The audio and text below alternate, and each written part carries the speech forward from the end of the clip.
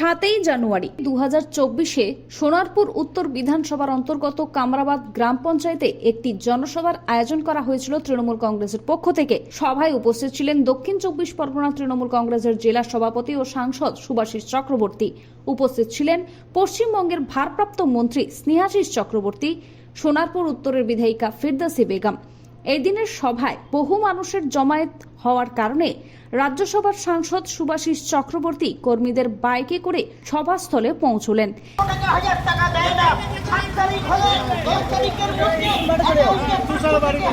এদিনের এই সভা মঞ্চ থেকে বিধায়িকা ফিরদৌসী বেগম বিরোধীদের কটাক্ষ করলেন। কি বললেন তিনি শুনবো। আমার কামরাবাদ অঞ্চলের মানুষ এবং আর যারা উপস্থিত হয়েছে সবাইকে আমার অনেক অনেক অভিনন্দন, শুভেচ্ছা জানাই।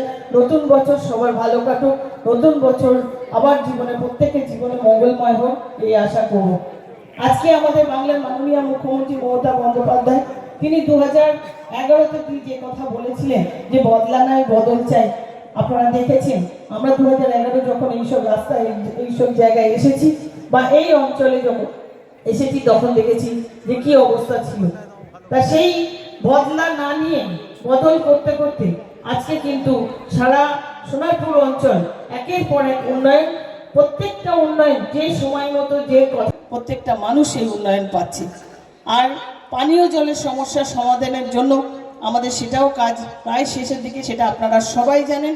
প্রত্যেকটা পঞ্চায়েত, প্রত্যেকটা পৌরসভার ওয়ার্ড, সব জায়গাতেই পরিশুদ্ধ পানীয় জল আমাদের পৌঁছে দেওয়া হবে। সেই দায়িত্ব কিন্তু বাংলার মাননীয় মুখ্যমন্ত্রী তিনি নিয়েছিলেন। তিনি বলেছিলেন প্রত্যেক অঞ্চল ধরে ধরে আমাদের সেই পানীয় জলের সমস্যার সমাধান, তার কাজও চলছে। তো উন্নয়ন একদিকে চলছে, আর কুৎসা অপপ্রচার যারা করে তাদের যেহেতু আর কাজ থাকে না, কোনো কথা বলার জায়গা থাকে না, তারা কুৎসা অপপ্রচার করে যায়। আমরা সে কথায় কান দেব না, আপনাদেরকেও দিতে বারণ করব। কারণ উন্নয়ন করতে হবে, কাজ করতে হবে, বাঁচতে হবে, মানুষকে বাঁচাতে হবে। কোভিড যখন গেল, সেই কোভিডে কিন্তু কারোর কোনো টিকিনাগাল পাওয়া গেল না। একই দিনে ব্রিগেডে জনসমাবেশের আয়োজন করেছিল সিপিআইএম। কামরাবাদ গ্রাম পঞ্চায়েতে জনসভা থেকে সিপিআইএমকে আক্রমণ করতে ছাড়লেন না মন্ত্রী স্নেহাশিস চক্রবর্তী। এই সভায় মন্ত্রী স্নেহাশিস চক্রবর্তী বললেন, সিপিআইএম শূন্যে পরিণত হয়ে গিয়েছে। সরকার কেমন করে বিনা পয়সায় সবাইকে বিনা পয়সায় খাদ্য দেবে, চিকিৎসা দেবে, শিক্ষা দেবে। সেদিন ভাবতাম সিপিএম 34 বছর ছিল, তাদের সেই স্বপ্নগুলো ওই লাল কালি দেয়ালের মধ্যেই থেকে গেল। সিপিএম এর সময় অনাহারে মৃত্যু, আমলাশোলের ঘটনা ঘটতেই থেকে লড়াই করেই রাখবো, তা আমাদের লড়াই করে আমাদের অধিকারকে বজায় রাখতে হবে। আজকে বাংলায় সহ্য হচ্ছে না বিরোধী দল। সিপিএম তো শূন্যে পরিণত হয়ে গেছে, তার সমস্ত ভোট 19-এর লোকসভায় বিজেপিকে হস্তান্তর করে পরের যাত্রা ভঙ্গ করতে গিয়ে নিজের নাক কেটেছে সিপিএম পার্টি। আজকে সিপিএম পার্টি হয়ে গেছে শূন্য। তার সাথে কেন্দ্রীয় সরকারের নতুন আইন নিয়ে বিজেপিকেও বিঁধলেন স্নেহাশিস চক্রবর্তী। সংহিতার নামে নতুন আইন নিয়ে এসেছে এবং এত ভয়ঙ্কর আইন যে মানুষের প্রতিবাদের ভাষা থাকবে না।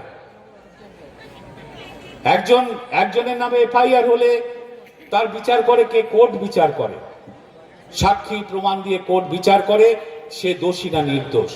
পুলিশ তাকে ম্যাক্সিমাম 14 দিন আটকে রাখতে পারত তার হেফাজতে, এটা ছিল আইনে। আর ন্যায় সংহিতা দিয়েছে কত জানেন?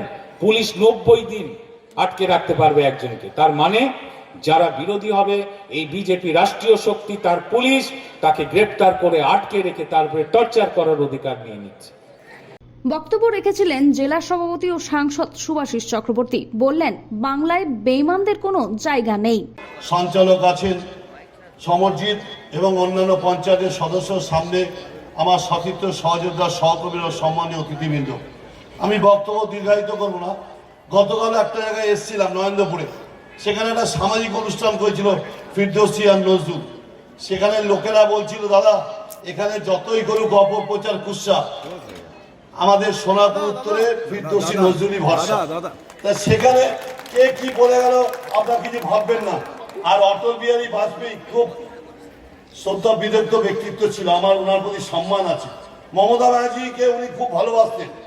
আমি নিজে পরখ করেছি যে অটল বিহারী বাজপেয়ী মমতা ব্যানার্জির টালির ঘরে এসেছিলেন, মাসিমাকে প্রণাম করে বলে গেছেন এই টালি ঘরে তুমি কি করে থাকো। সেই অটল বিহারী বাজপেয়ীজি বেঁচে থাকতেন বলতেন এই বেঈমানদের হাতে আমার মূর্তি আসুক, আমি সুইসাইড করবো তার থেকে আগে। সত্যি কথা বলছি। আমি বলি পশ্চিমবঙ্গের মাটি আন্দোলনের মাটি, এই মাটি রত্নগর্ভা।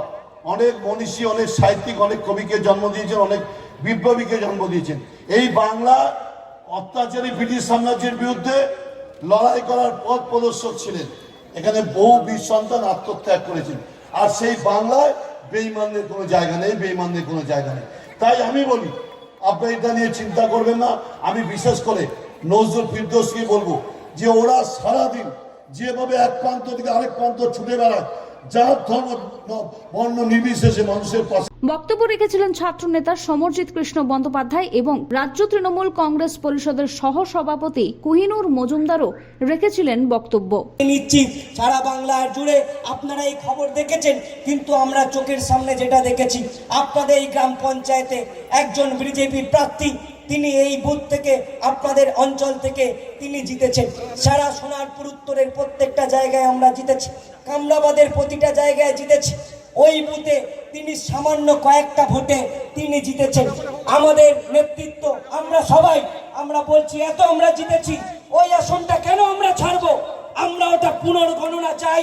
পুনর্গণনা হলে ওই আসন জেতা আমাদের কাছে কোনো ব্যাপার ছিল না।